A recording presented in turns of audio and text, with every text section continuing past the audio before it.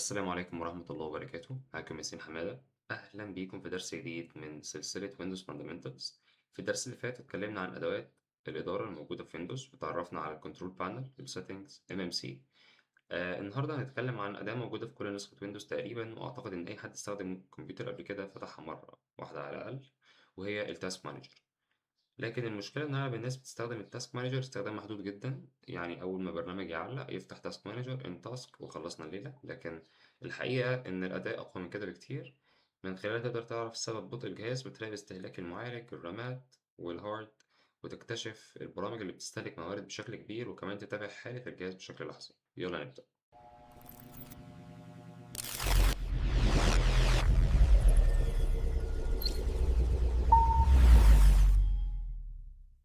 كالعادة عندنا الفيديو النهاردة يتقسم لثلاث محاور. أول محور هو مراقبة موارد الإعداد أو التاسك مانجر. هنشوف استهلاك الرامات والسي بي يو والجي بي يو والاس اس دي أو الاتش دي دي على حسب، وإن إحنا إزاي نظبط الستارت أب أبس علشان الجهاز يشتغل بسرعة وما يعلقش بشكل كبير، وإن إحنا إزاي نفك العمليات المعلقة، يعني أي أبلكيشن معلق. وآخر حاجة عندنا إن إحنا هنعمل إدارة العمليات اللي جوه الجهاز، بحيث إن إحنا نعمل تحليل ما بين البرامج اللي هي بتاعة الجهاز والبرامج اللي هي الدخيلة على الجهاز. إيه هو التاسك مانجر؟ خلينا الأول نفهم يعني إيه تاسك مانجر. ببساطة شديدة هو مركز مراقبة الجهاز. تخيل إنك مدير شركة وعندك موظفين كتير شغالين في نفس الوقت، أكيد هتحب تعرف مين شغال ومين بيستهلك موارد أكتر ومين عامل مشاكل. نفس الفكرة دي بالظبط ويندوز بيكون مشغل عشرات أو أحيانا مئات العمليات في الباك جراوند.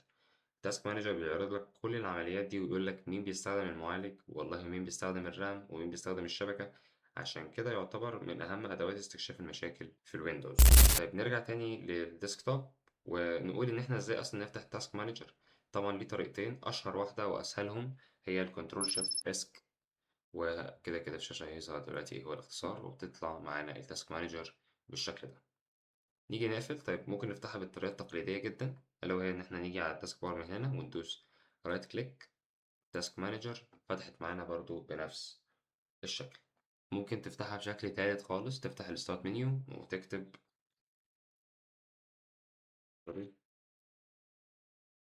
تاسك مانجر وندوس اوبن، هتفتح برضو معانا بنفس الشكل.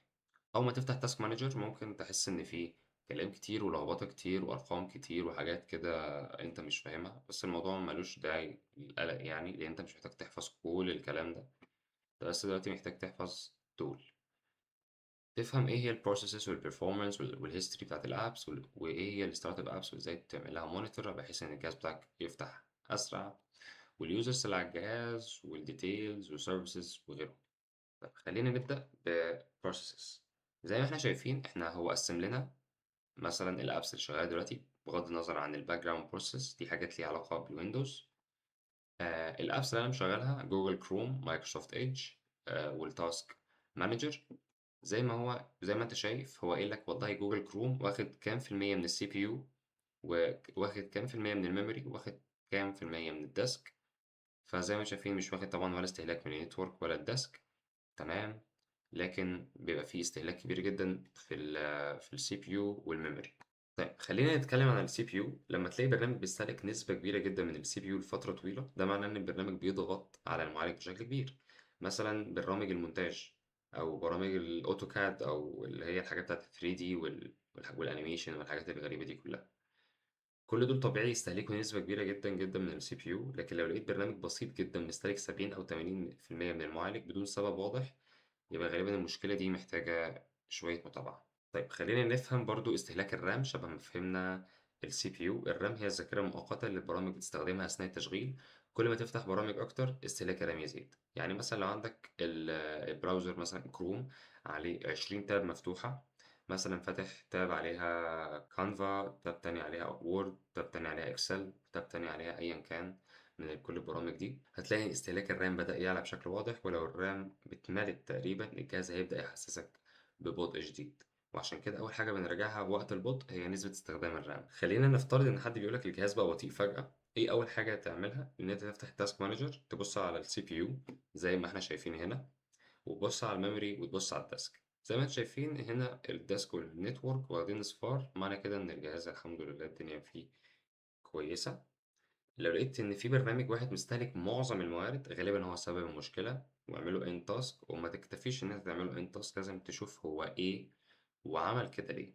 طيب لو هو برنامج معروف إن هو بيسحب موارد كتير فخلاص ما فيش مشكلة، لكن لو هو برنامج صغير جدًا وبيسحب الموارد دي كلها، محتاج إن أنت تتتبع هو فين الfolder أو الملف اللي عمل كده في الجهاز.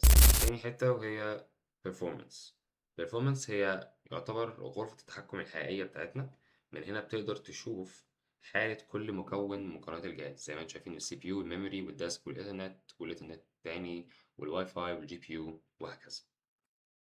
طيب إن إحنا نراقب السي بي يو من البرفورمانس، لما تضغط على السي بي يو هتشوف رسم بياني زي ما انتم شايفين بيحصل له تحديث باستمرار.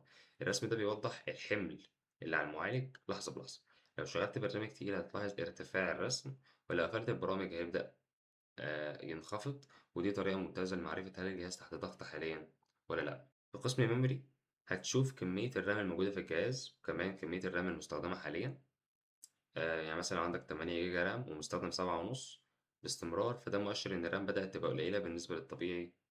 وساعتها ممكن تحتاج تقليل البرامج المفتوحة أو التفكير في ترقية الرام مستقبلا يعني إن شاء الله. من أهم الحاجات اللي الناس برضو كتير بتغفل عنها أحيانا في وقت البطء مش بيكون من المعالج ولا الرام، بيكون من الهارد نفسه. لو دخلت على ديسك ولاحظت إن استخدام قريب من 100 لفترات طويلة، ده معناه إن الديسك عليه ضغط كبير جدا وده ممكن يخلي الجهاز بطيء وممكن يقلل من الهيلث أصلا بتاعة الديسك. طيب قسم النتورك مهم جدا خصوصا لو الإنترنت عندك ضعيف أو بطيء، من خلاله تقدر تعرف إيه البرنامج اللي بيستهلك الإنترنت بشكل كبير جدا. أحيانا ممكن تلاقي تحديثات شغالة في الخلفية أو برامج بتحمل ملفات بدون ما تاخد بالك، ومن هنا تقدر تكتشف السبب. طيب زي ما احنا شايفين نرجع تاني للبروسيس هنلاقي ان في برضو خانة تحت اسمها ديتيلز. لو دخلنا على ديتيلز هنلاقيها مقاربة لفوق. طيب هو ايه الفرق بين بروسيس وديتيلز؟ كتير من الناس بيسألوا طالما بروسيس موجودة ليه في ديتيلز؟ الإجابة بسيطة، بروسيس يعني مناسبة للمستخدم العادي. زي ما انتم شايفين واجهة بسيطة بتقولك الابس ده مين بيستعمل ايه تقدر توقفه وخلاص. لكن بالنسبة للديتيلز فهو للمستخدم الأدفانس. في ديتيلز هتلاقي معلومات أعمق عن العمليات الداخلية للنظام، وهتشوف أسماء النظام التنفيذية ومعرفة كل عملية يعني مثلا ال PID، وده مهم جدا لمهندسين الدعم الفني ومسؤولين النظام. عندنا شوية نصايح مهمة قبل ما نختم، في شوية نصايح سريعة. وهي أولا متفرش أي عملية مش عارف إيه وظيفتها لأن بعض العمليات خاصة بويندوز نفسه. ثانيا لما الجهاز يبطأ افتح تاسك مانجر قبل ما تعيد تشغيله، ممكن تعرف السبب وتحله بسهولة. تالت حاجة وهي راجع استهلاك الرام والمعالج بشكل دوري لو جهازك قديم، ده هيساعدك تعرف لو انت محتاج ترقية ولا لأ. وبكده نكون وصلنا لنهاية درس النهاردة، اتعرفنا على التاسك مانجر بشكل أعمق وفهمنا ازاي نستخدمه لمراقبة أداء الجهاز واكتشاف المشاكل وحلها، وتعلمنا الفرق بين البروسيسز والبرفورمانس والديتيلز وامتى نستخدم كل واحد منهم. في الدرس الجاي هنكمل مع أدوات ويندوز المهمة. لو استفدت من الفيديو ما تنساش تعمل لايك وتشترك في القناة، وأشوفكم في الدرس القادم إن شاء الله. في رعاية الله.